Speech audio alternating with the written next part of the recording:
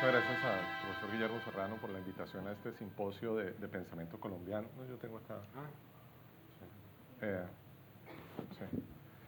Sí. Y también mi gratitud a la Universidad del Norte y al comité organizador. Me parece además importantísimo siempre que en el Congreso Colombiano de Filosofía haya un simposio dedicado al pensamiento colombiano. Mi ponencia se titula ¿Cómo leer a Nicolás Gómez Dávila? Claves para la interpretación de la filosofía de textos 1. ¿Qué es lo que pretendo hacer? Lo que pretendo presentarles hoy, primero es una propuesta de modo de aproximación a la obra de Nicolás Gómez Dávila, ser como yo creo que nos podemos aproximar a su filosofía, a su obra, y al mismo tiempo quiero proponer una hipótesis general de interpretación de textos 1, que es uno de sus textos, una de sus obras. Y quiero hacerlo con el fin de ayudar a hacer evidente la riqueza de la propuesta filosófica que está en textos 1, más allá del mito recurrente y reiterado una y otra vez del pensador bogotano. Bien, entonces comencemos por lo primero, el modo. Creo que para leer a Gómez Dávila es importante mirar cada momento de su obra.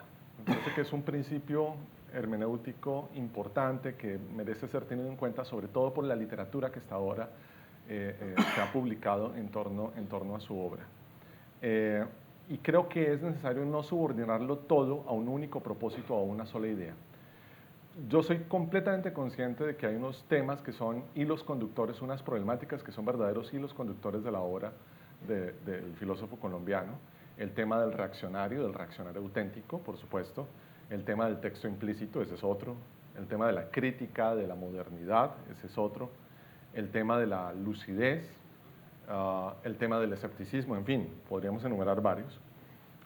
Sin embargo, creo que el afán de muchos intérpretes por tratar de ofrecer una visión general y total de la obra, y sobre todo durante un buen tiempo en los últimos 10 o 15 años, de insistir en presentarla, ¿sí?, para darla a conocer, ha hecho que por tratar de mostrar la totalidad del bosque se hayan dado por sentado los árboles y no se los haya mostrado con suficiente precisión. Esto también permite ver lo propio de cada obra. Creo que Textos 1 contiene una apuesta filosófica que es completa, que es muy seria, que es consistente y que es muy rigurosa. Y vale la pena exponerla, explicarla. Yo sé que lo más conocido son los escolios, que es lo que le ha dado la popularidad a Gómez Dávila como escritor y como pensador. Pero él publicó otros textos que son igualmente importantes en profundidad y calidad estética.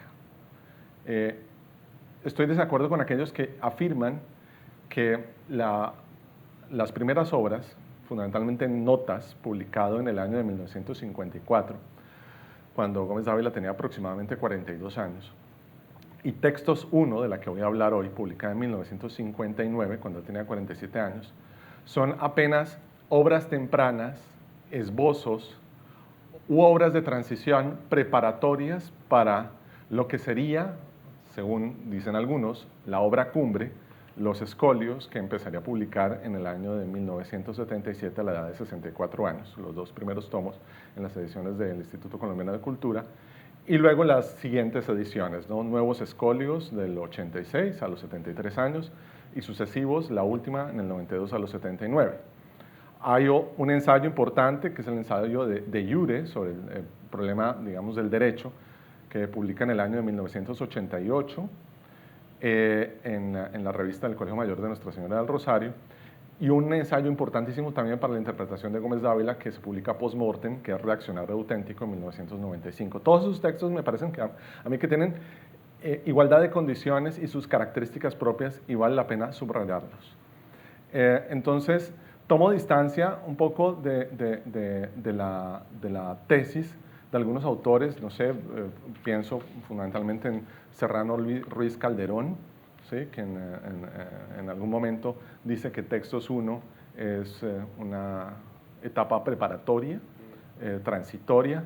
Volpi también lo insinúa en uno de sus textos, en una de sus interpretaciones. Volpi, el gran difusor e intérprete de Gómez Dávila, pero no estoy de acuerdo y voy a tratar de mostrar que en textos hay una consistencia filosófica lo suficientemente madura y rigurosa como para pensar que hay una apuesta filosófica, un ensayo filosófico de suyo que se explica por sí mismo y que no requiere de los escolios para sostenerse. También creo que hay que hablar de Textos 1. El título del libro es Textos 1. Así se publicó en esa edición semiprivada, porque las ediciones de notas y textos fueron semiprivadas. Y no hay que ponerle simplemente textos, como en la edición española del año 2010 de Atalanta, porque creo que es un indicador de que hay todavía una tentativa en borrador de Gómez Dávila con respecto a la manera de denominar sus productos. Y hay que preservarlo. Las obras posteriores pudieron perfectamente haber tenido ese título.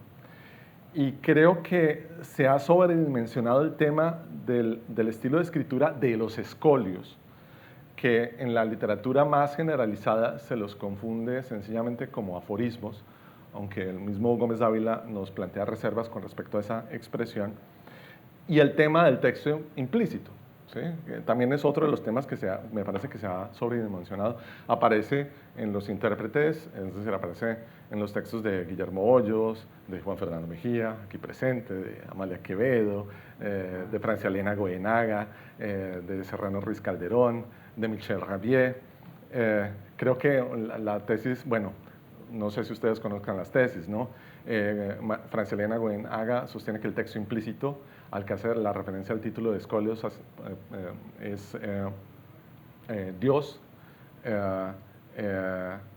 Rabier sostiene que el texto implícito es la biblioteca, que es quizás la idea más bonita y creo que más interesante, con una tesis muy straussiana, siguiendo la teoría hermenéutica y filosófica de Leo Strauss, que hay una escritura para el gran público en filosofía esotérica y otra exotérica y otra esotérica para los escogidos y elegidos, y la aplica, que me parece que se puede aplicar hasta cierto punto de manera relativamente consistente en la medida en que en Nicolás Gómez Dávila también hay platonismo, ¿sí? Y de eso hablarás tú. Pero creo que más allá del tema de escolios, que a veces ha puesto a verlo el nombre de textos y el nombre de notas de los dos primeros libros simplemente como tentativas borrosas que luego sí se consolidan y maduran, ha nublado la lectura de Textos 1.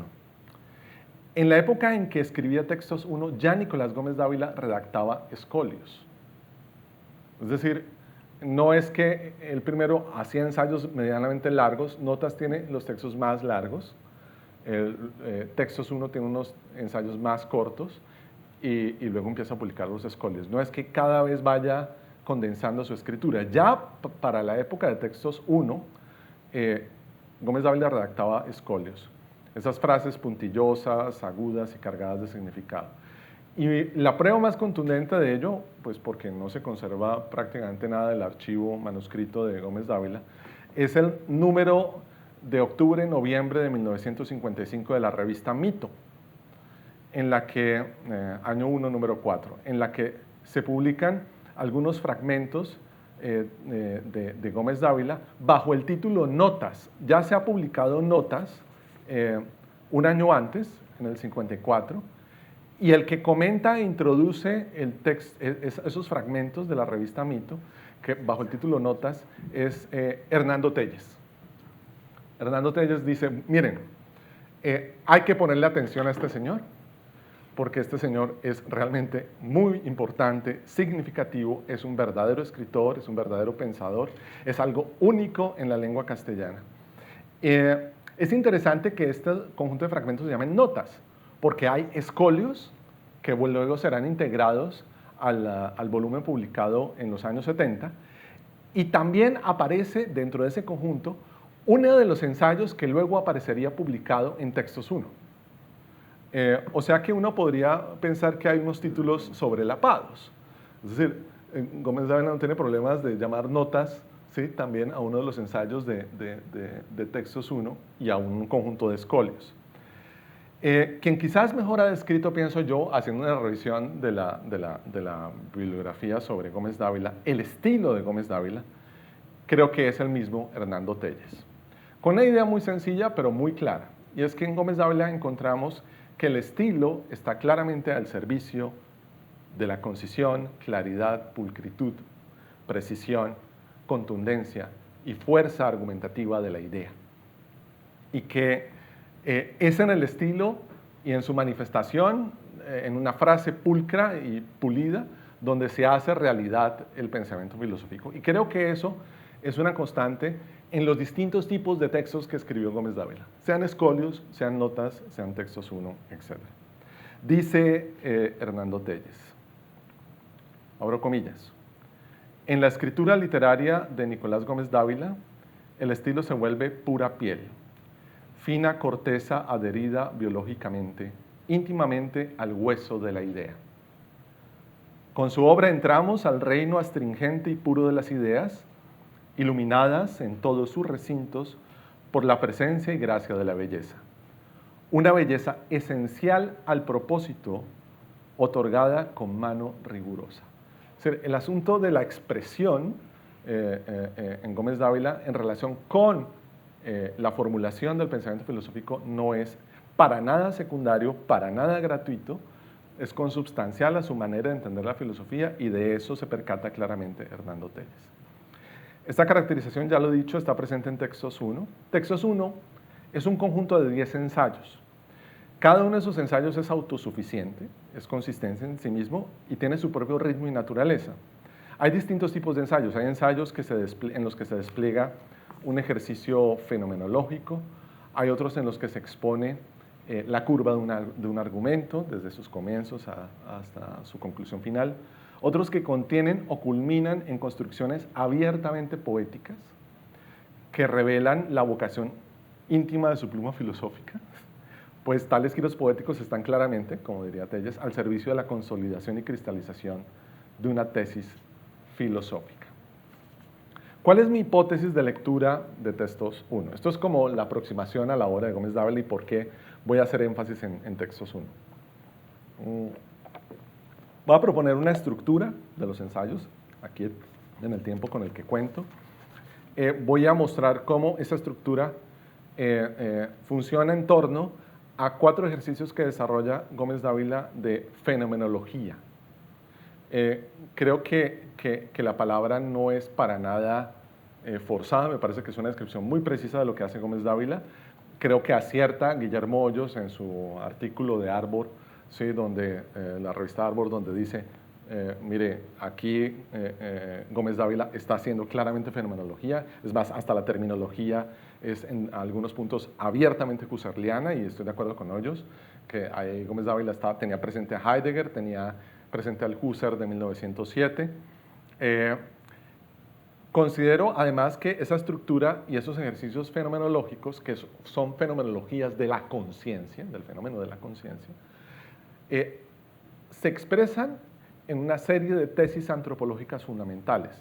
Volpi lo dice, Volpi dice, ahí está la antropología filosófica de Gómez Dávila, pero quiero yo explicarla con más cuidado, porque creo que esa antropología filosófica que propone Gómez Dávila es, en primer lugar, una antropología crítica que depende de estos ejercicios fenomenológicos, y creo que las tesis expuestas en el resto de los ensayos pivotan, se sostienen en esos ejercicios fenomenológicos, que son como el ejercicio filosófico del cual surge su posición filosófica y desde donde él argumenta, desde donde él está argumentando. Creo que ahí Gómez Dávila está haciendo filosofía en el más clásico y usual concepto de la palabra, el ejercicio de la racionalidad humana y del diálogo del alma consigo misma para tratar de encontrar, ¿sí?, respuestas a preguntas de fondo.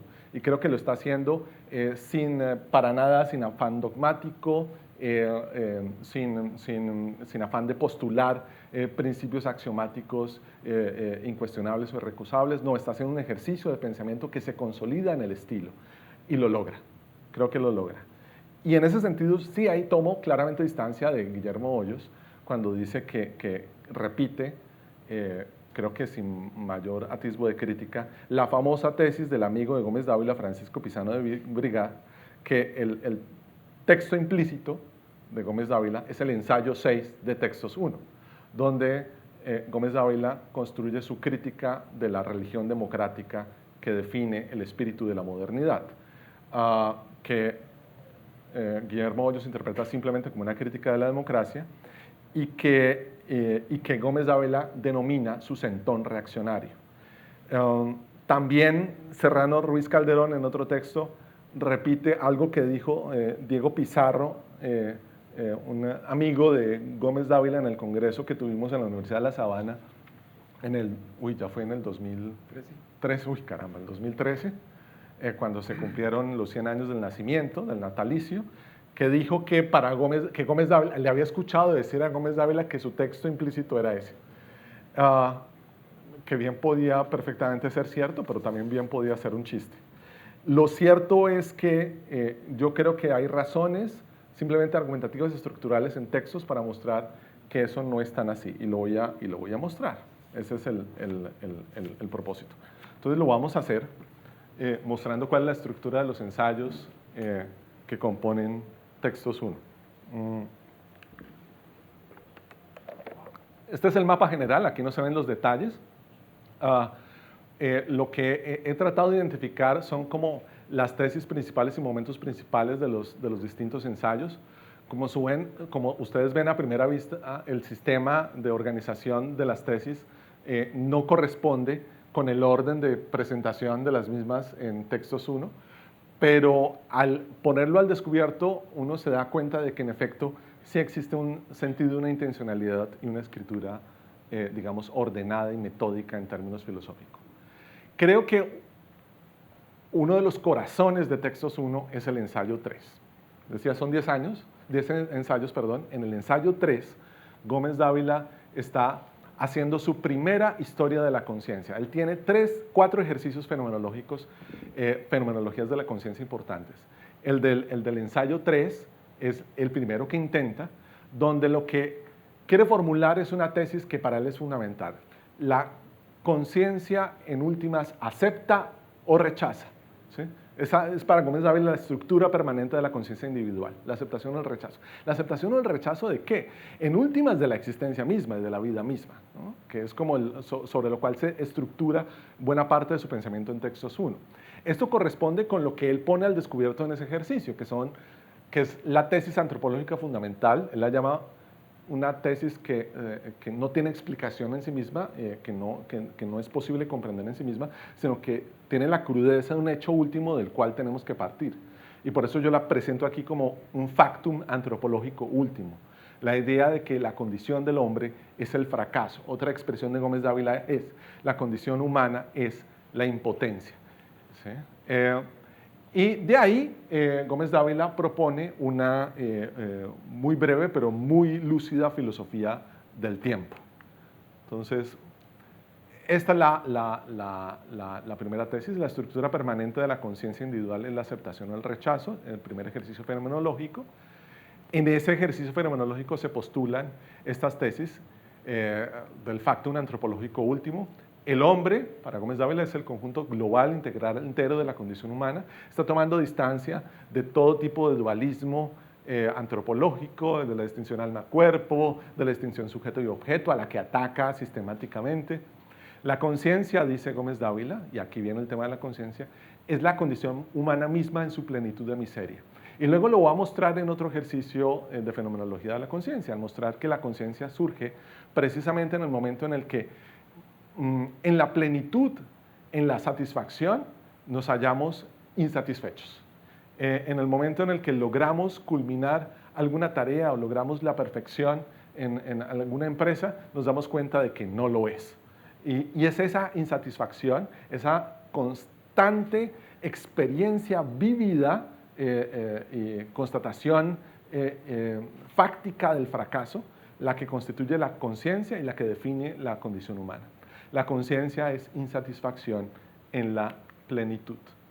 Y por eso Gómez Dávila dice que el problema del ser humano no es que es un ser temporal. Si la causa no está en su condición temporal. No, el tiempo es más bien la manifestación de su condición ontológica última, que es el fracaso. El tiempo es la concreta faz de la impotencia. El tiempo es la prueba verificadora de la impotencia esencial del hombre y la materia en que se realiza su existencia. Y el hombre no fracasa porque vive en el tiempo. El hombre vive en el tiempo porque el fracaso es, al contrario, la substancia de su vida. Esas son las tesis del ensayo 3, que se hermanan con los otros ejercicios de fenomenología de la conciencia. Bueno, aquí abajo, ¿sí?, estaba la primera historia de la conciencia, ensayo 3. Luego la segunda historia de la conciencia aparece en el ensayo 5. Gómez Dávila formula una antropogénesis como teogénesis, ya la voy a explicar. La tercera es en el ensayo 8, una fenomenología de los valores. Y la cuarta es la fenomenología del despertar de la conciencia humana, que es como otro intento que hace Gómez Dávila prácticamente desde cero en el ensayo 10 de replantear el tema. Cada uno de esos ensayos es un intento prácticamente autónomo de reformular las mismas ideas. Miremos la cuarta historia de la conciencia, la fenomenología del despertar de la conciencia humana. Dice Gómez Dávila, la conciencia nace como certitud tautológica, es como nace, es una historia, es un relato, entonces él va dando los pasos fenomenológicos. El primero es que la conciencia surge precisamente en el momento de experimentar la conciencia de sí, en un movimiento casi cartesiano, pero el mundo es el obstáculo de su insolencia, lo dice, ¿no? Es el contraste con el mundo lo que genera, de algún modo, otro momento de la conciencia. Y esa conciencia de la finitud genera o provoca una conciencia de nuestra arbitrariedad, del carácter arbitrario de nuestra existencia, que es opacado por la cotidianidad. La cotidianidad nos distrae de la conciencia de la muerte. Y Gómez Dávila introduce un dato fenomenológico muy interesante. Dice, la vejez es necesaria para el individuo porque es la que nos permite aproximarnos poco a poco, ¿sí?, a la posibilidad de imaginar la experiencia de la propia muerte, que en principio es inimaginable. Es decir, hay una resistencia carnal nuestra, ¿no?, a aceptarla. Todo ese tipo de ejercicios de Gómez Dávila apuntan a una filosofía en la que lo más relevante y significativo es reconocer que es en la vida misma y en la carne misma donde estas tesis se hacen patentes, se hacen visibles. Por eso es un ejercicio de fenomenología, y creo que la tesis de Guillermo Hoyos de decir, bueno, hay un volver a las cosas mismas en Gómez Dávila, me parece que es en lo esencial correcta, aunque yo no creo que el texto implícito sea el centrón reaccionario. Voy a mostrar por qué. De ahí desprende Gómez Dávila, en esa parte del ensayo 10 final, una filosofía del tiempo vital, donde nos hace caer en cuenta por qué está haciendo realmente fenomenología. La vejez solo delata el fracaso que define al hombre. Es decir, simplemente denuncia ese fracaso. La vida, dice Gómez Dávila, es temporaria paciencia de muerte. Y frente a esa situación, que es una situación que parece inevitable, irrecusable, Gómez Dávila formula la necesidad de una vejez lúcida que se anticipa, ¿sí?, que es capaz de darse cuenta que ante las sucesivas impotencias que constituyen la vida, podemos anticiparnos a esas impotencias y, de algún modo, aceptarlas. La conciencia que acepta o rechaza, que es sobre lo que gira buena parte de su argumentación. Y finaliza esa filosofía del tiempo vital que está inserta en el espacio de la vida del hombre diciendo, bueno, y en medio de esa condición temporal, conciencia de muerte opacada, oscurecida por la cotidianidad, vejez que la anuncia y necesidad de vejez lúcida que la anticipa, el hombre se inventa la inmortalidad. Sin embargo, Gómez Dávila formula una serie de argumentos para tratar de mostrar cómo el deseo, precisamente el anhelo de perfección, es un síntoma de una perfección ausente y postula por la vía negativa, por la vía precisamente de la ausencia de la perfección, un platonismo, que solamente se presenta en la vida humana como promesa. Un lector atento puede percibir ahí claramente al final del ensayo 10 que Gómez Dávila le está abriendo la puerta a la experiencia de la promesa salvífica o de la fe. ¿sí? Pero simplemente lo postula como una posibilidad filosófica. Esta idea de que en el corazón del fracaso mismo de la existencia humana nace la promesa, se hermana con la segunda historia de la conciencia, donde hay una antropogénesis como teogénesis. Gómez Dávila explica cómo es en la experiencia, en su ejercicio fenomenológico, en la experiencia humana, donde surge la conciencia humana del hombre como hombre, pero es precisamente ante la experiencia del surgimiento de algo que él llama Dios. Y él lo denomina así, ¿no? Dice, Dios nace en el misterio de las cosas. Es una experiencia del misterio, que es una experiencia fundamentalmente estética, que se hermana perfectamente con las tesis del ensayo 10. La idea de que el hombre, a pesar de estar encarcelado en esa situación de fracaso y de limitación, es posesor de una insólita evidencia que también lo hace ser humano. Precisamente en el fracaso y en la impotencia se da cuenta de la posibilidad de la perfección que supera su condición existencial. ¿Qué es esto? Ensayo 5. Aquí aparece al lado del ensayo 3 el ensayo 8, que es su fenomenología de los valores, la tercera historia de la conciencia. Esta fenomenología de los valores es importante porque de nuevo desarrolla la idea de que el fracaso lo que nos señala sencillamente es la presencia de los valores y formula la tesis de que la conciencia es carne, individuo, persona, y critica la posibilidad de pensar filosóficamente una conciencia abstracta. Todos los ejercicios paralelos de historia de la conciencia adquieren aquí mucho mayor sentido al postular la tesis de que la conciencia es carne. Dice Gómez Dávila, las aventuras de la conciencia individual son la hermenéutica de la historia y el universo no es simple suma de condiciones concretas, sino estructura objetiva de experiencias. ¿Esto qué significa? Que su comprensión tanto del universo como de la historia, ambas se sostienen y pivotan en torno precisamente a esta postulación de la conciencia como carne. Y ahí surge su ontología de la opción concreta, la denomino así, donde Gómez Dávila identifica ser con valor, dice que todo ser es opción concreta, sigue el argumento, lo desarrolla y muestra cómo todo ser concreto no es más sino contestación proferida a una vocación. La obra del hombre es por tanto una encarnación de valores, imperfecta siempre, la civilización, y el hombre alienado y el hombre olvidado de sí mismo oscila entre la barbarie y la cultura, que es una forma, digamos, desencantada de la civilización. De esta se desprende una tesis importante, que es la tesis también en el ensayo 8 de la gradación de libertades del ser inmanente. Gómez afirma que desde la materia, pasando por la condición animal hasta la condición humana, el ser se identifica con el valor, la materia es preferir el ser a la nada, ahí hay un valor, ¿sí? La vida es optar por la vida, que es el epígrafe de Textos 1, vivir es optar por la vida, y la libertad, dice finalmente, con respecto ya a la condición humana del ser concreto, es de nuevo la conciencia de aceptar o rechazar una vocación irrenunciable. ¿Qué es lo que se acepta o se rechaza? Bueno, ya hemos visto que con respecto a la posibilidad de la vejez lúcida es posible de algún modo anticiparse al fracaso de la muerte. En el ensayo 1, Gómez Dávila va a decir que vivir es abdicar, ¿sí? Y que la libertad no es otra cosa sino la posibilidad de malograr las metas. Y en el ensayo 7 va a hacer un corto ensayo sobre la novela, donde va a decir que la novela es símbolo, la novela, ¿sí? En la medida que recoge la vida completa de un individuo, símbolo de la aceptación de la finitud. ¿Sí? Lo que muestra que hay una articulación entre estas tesis.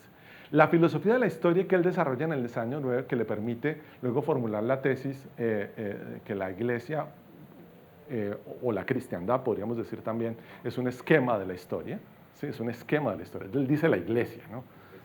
Él dice la Iglesia católica, claro, de acuerdo, está bien, pero es para que me entiendan, ¿no? Porque de pronto digo aquí Iglesia y no me entienden. Es una categoría histórica que emana de su análisis crítico de la filosofía de la historia, se desprende precisamente de su idea de que la conciencia es carne y que desde la perspectiva de la conciencia se construye la hermenéutica histórica. Es un ejercicio muy interesante y muy bonito el del ensayo 9, donde Gómez Dávila realmente da una lección de filosofía de la historia y dice cuáles son sus condiciones de posibilidad, qué es lo que la hace posible. Realmente está muy bien hecho y es muy consistente y coherente. Pero de él no dependen los demás. Creo yo que está asociado con los otros, pero ese ensayo no depende claramente de los demás. Vean. Y finalmente está el ensayo 4, que es un ensayo bellísimo, ¿sí? Donde Gómez Dávila hace, yo creo que una de sus críticas más contundentes al espíritu de la modernidad, o más bien habría que decir a su ausencia de espíritu, que es la supresión del escándalo de la muerte. ¿Sí? La tesis de que frente al hombre primitivo, y el contraste es entre el hombre moderno y el hombre primitivo, frente al hombre primitivo, ese es el texto que aparece publicado en la revista Mito, ¿sí? El ensayo 4. El hombre moderno suprime sistemáticamente el escándalo de la muerte, tratando de naturalizarla, como diciendo, eso hace parte del ciclo de la vida, no le pongamos tanta atención, exacto, lo convierte en un problema de higiene. ¿Sí? Y después desata toda su crítica al proyecto antropológico de la modernidad, que es el ensayo 6, que es el centón reaccionario, donde va a decir que el hombre moderno olvida su impotencia, ¿sí? Y el mundo moderno despliega la religión democrática, que no es otra cosa que esta religión gnóstica, ¿sí? Del Dios muerto y del Dios abortado. El Dios abortado es el hombre que es un Dios, es un antropoteísmo, ¿no? Que nunca se consolida, futurista que nunca se consolida, que es la tesis político-histórica de Gómez Dávila. Pero esta tesis surge precisamente como resultado del contraste frente a las tesis fundamentales filosóficas desarrolladas en los otros ensayos que se sostienen en torno a 4 ejercicios de fenomenología de la conciencia. Y el ensayo 2, que es el ensayo donde Gómez Dávila expone su idea general de la filosofía. Y él dice, la tarea de la filosofía debe ser meditar los lugares comunes porque exponen los problemas de todos. Y dice que esa es la salvaguarda, porque la filosofía debe justamente volcarse hacia la vida y no quedarse simplemente satisfaciendo necesidades puramente teóricas de escuela y de sus propios sistemas. Entonces, era mi propósito, simplemente mostrar una estructura argumentativa de los ensayos de textos 1 para tratar de tomar distancia de la tesis que afirma que el texto implícito y el texto central es el ensayo del centón reaccionario. Creo que eso es una derivación de un ejercicio filosófico autónomo de fenomenología donde se propone una antropología crítica que se sostiene por sí mismo. Muchas gracias.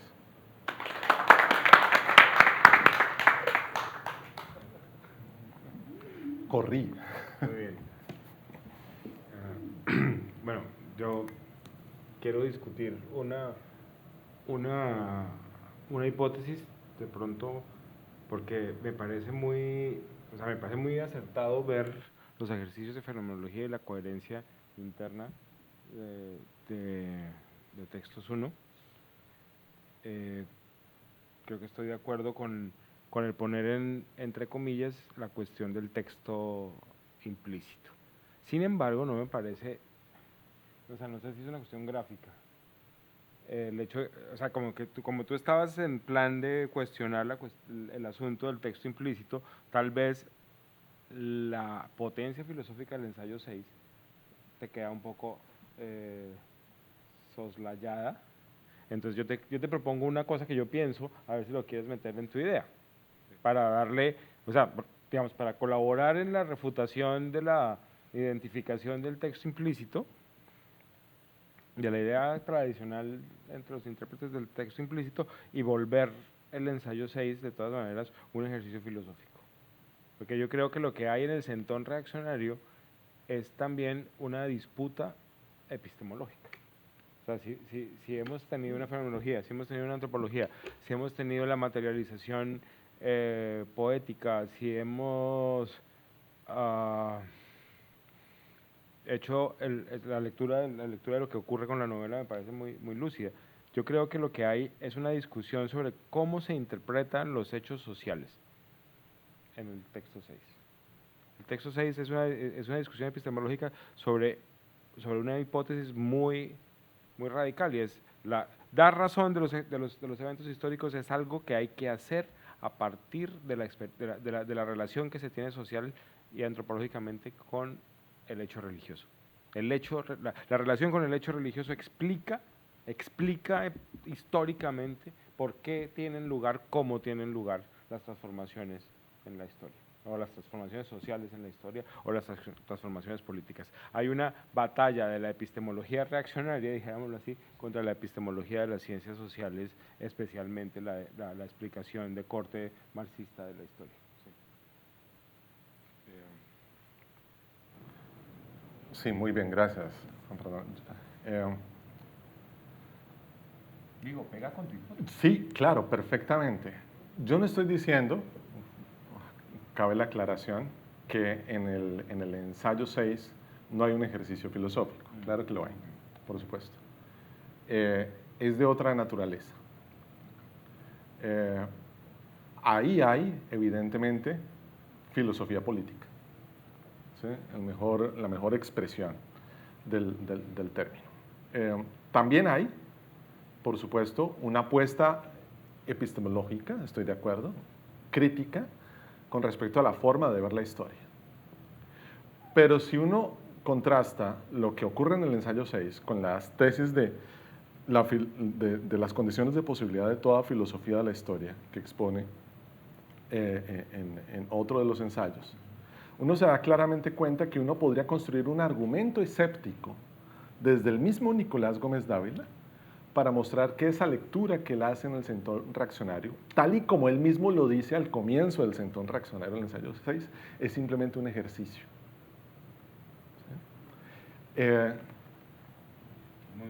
¿Sí? Es decir, porque Gómez Dávila sabe que cualquier intento, y eso lo dice en Textos 1, de reducir la comprensión de la totalidad de la historia a un único factor determinante, es una reducción que en determinado momento es necesaria para lograr uno de los objetivos de la comprensión de la historia, ¿sí? Que es la explicación, pero en la cual se pueden perder los otros objetivos, ¿sí? La individualidad del hecho histórico, la multiplicidad de causas, en fin, otros factores de la comprensión histórica. Y creo que Gómez Dávila era lo suficientemente inteligente para darse cuenta que su ejercicio desarrollado en el ensayo 6, donde dice que va a intentar una comprensión de la historia a partir de un único factor fundamental, que es el de la apuesta, el de la condición religiosa del hombre, ¿sí? Y su actitud religiosa como corazón de la comprensión de la historia. La idea de que, antropológica, de que el hombre fundamentalmente es un homo religiosus, ¿sí? Con la cual toma distancia de las lecturas de la filosofía de la historia, por ejemplo, de corte marxista, materialista, ¿sí? O el homo economicus o cualquier otro tipo de formulación. Yo creo que era completamente muy inteligente como para darse cuenta de que es simplemente un ejercicio. Y creo que eso lo advierte Gómez Dávila al comienzo del ensayo 6, y lo está diciendo. Está diciendo, porque es que antes ha dicho en el ensayo 2, hay que cuidarse de la filosofía que busca solamente satisfacerse a sí misma con la precisión de la idea y con la perfección del argumento y del sistema. Y comienza ensayo 6 diciendo, mire, yo voy a intentar simplemente un centón reaccionario, es una actitud de modestia, es decir, una compilación de opiniones que otros han dicho. Si yo no lo he dicho simplemente, yo simplemente estoy resumiendo lo que otros han dicho, es lo que es un centón, ¿sí? De la postura reaccionaria, mostrando en un ejercicio de sociología que recurre paradójicamente a las categorías de la sociología de la religión, dice él, ¿sí? De explicar qué es lo que ocurre en el mundo moderno y qué es lo que ocurre con la transformación histórica de la autocomprensión del hombre en el mundo moderno, y postula la tesis muy potente desde la perspectiva hermenéutica y que me parece a mí muy lúcida para entender la situación del hombre en la modernidad, la tesis antropológica de que el hombre en la modernidad lo que propone es una nueva religión y que la propuesta política del mundo moderno es equiparable a una religión democrática. A mí me parece que eso tiene sentido, pero creo que la fuerza de esa tesis está más que en la propuesta de la epistemología, de la apuesta epistemológica, está más en su dependencia de las otras tesis desarrolladas antropológicas en Textos 1. La idea de que el ser humano es un ser que fracasa, que ahí se le va su esencia, que su conciencia es conciencia del fracaso, y que ante ese fracaso tiene dos opciones: aceptar el fracaso o rechazarlo, ¿sí? Y que la actitud lúcida es la aceptación, ¿sí? Mientras que la actitud que conduce justamente a esa debacle histórica es la del rechazo, la de la negación. Aunque él es lo suficientemente sutil para demostrar que esas situaciones nunca ocurren de manera pura, que todos estamos continuamente oscilando entre la aceptación y el rechazo a cada instante, porque la conciencia es carne. Incluso el mismo Gómez Dávila está oscilando. A veces acepta, a veces rechaza. Pero hay una defensa del valor de la aceptación. Vivir es abdicar, lo dice, ¿sí? Y es frente a esa posición que se manifiesta la mayor molestia de Gómez Dávila con respecto al proyecto cultural de la modernidad, ¿sí? Que es el de una propuesta religioso-política en la que se eleva al hombre a la condición de Dios, precisamente cometiendo el pecado, no tanto la herejía, ¿no? de atreverse a insultar a la divinidad del monoteísmo cristiano, sino el pecado terrible de rechazar una evidencia y una obviedad, y es nuestra propia condición humana. Y creo que eso es lo que sostiene el centón reaccionario. Y que el ejercicio de explicación histórica, la curva y la idea de que la modernidad es la reactivación del gnosticismo, ¿sí? Recuperando las tesis de Eric Feigelin, de Karl Levitt, ¿sí? de Hans von Balthasar, de todos los que han dicho que la modernidad es la reactivación del gnosticismo. Me parece que es un ejercicio más bien simplemente de comprensión por un instante, pero no es el corazón. No sé si alguien del público tenga alguna pregunta. Sí. Tengo como curiosidad respecto a la filosofía en Colombia, y pues viendo, digamos, un poco la poca cantidad de personas que hay en el auditorio, pensaba en cuando se empezaron a quemar los cerros en Bogotá. Salían los políticos en el noticiero diciendo: los habitantes de Bogotá le están dando la espalda a los cerros y esto va a ser perjudicial a futuro. Y hago la analogía de pronto con lo que nos pasa en Colombia, y le estamos dando la espalda a Colombia, y siempre es como mirando el pensamiento desde el eurocentrismo. Entonces, respecto a eso quería pues preguntar, no sé, es muy amplia la pregunta, pero ¿por qué como tan poco interés en las problemáticas y como tal en una filosofía para Colombia, y siempre, por ejemplo, en los otros simposios y demás, se están llevando a cabo conversaciones respecto a pensadores de otros lugares? Pues, y tiene muy poco audiencia, entonces, ¿por qué esa como poco interés en lo nuestro? Bueno, eso es un tema largo, ¿no? Es decir, eso tiene muchas aristas para ser discutido. ¿Tú quieres intervenir sobre eso? Sí, señor. Para contestarle, la inteligencia isla, entonces es un escolio de Nicolás, lo que dice, que la inteligencia isla y el sujeto obrera. Pero más que eso, esto de lo que ya dice, más bien, Juan, y yo tengo otra pregunta y es interpretación. No, pues yo estoy de acuerdo contigo. Es decir, la filosofía yo no creo que sea una cosa popular, en el sentido de una cosa de amplia aceptación pública, ¿sí? Una cosa que invite a la fama o este tipo de cosas, ¿sí? Y siempre ha sido así, creo yo, es decir, en toda la historia. Es decir, Platón escribió La República y nadie le puso la atención en Atenas, y a Sócrates se burlaban, y bueno, en fin.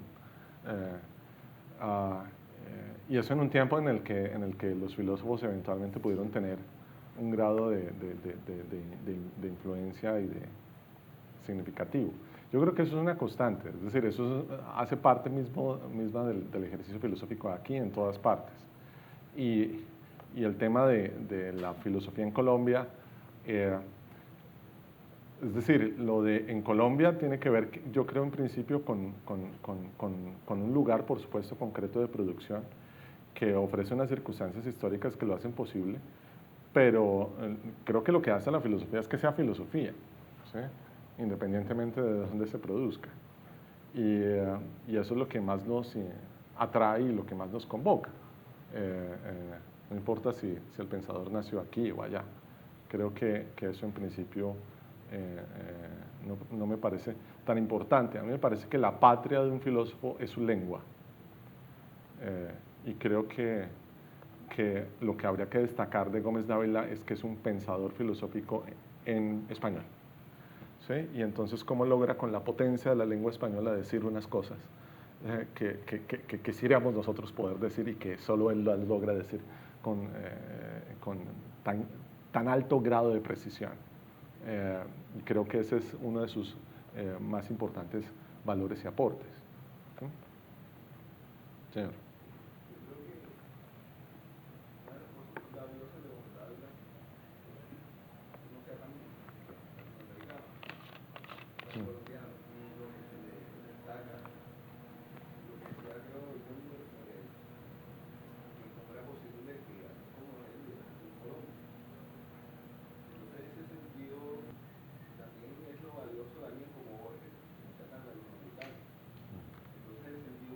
De la obra de Gómez Dávila, yo creo, la hace más valiosa y más interesante. Entonces, de la mucha o poca aceptación, eso también es importante, porque aunque él tampoco nunca lo buscó, por ejemplo, notas, como el primer libro que publica, no quería publicarlo. Yo creo que la mucha o poca aceptación es relevante a la hora de juzgar el valor que pueda o no pueda tener una obra. También hay que poner entre comillas, entre paréntesis, el mito del pensador que crece solitario en los Andes. Eso también es una cosa que hay que dejar a un lado. Eso no es así.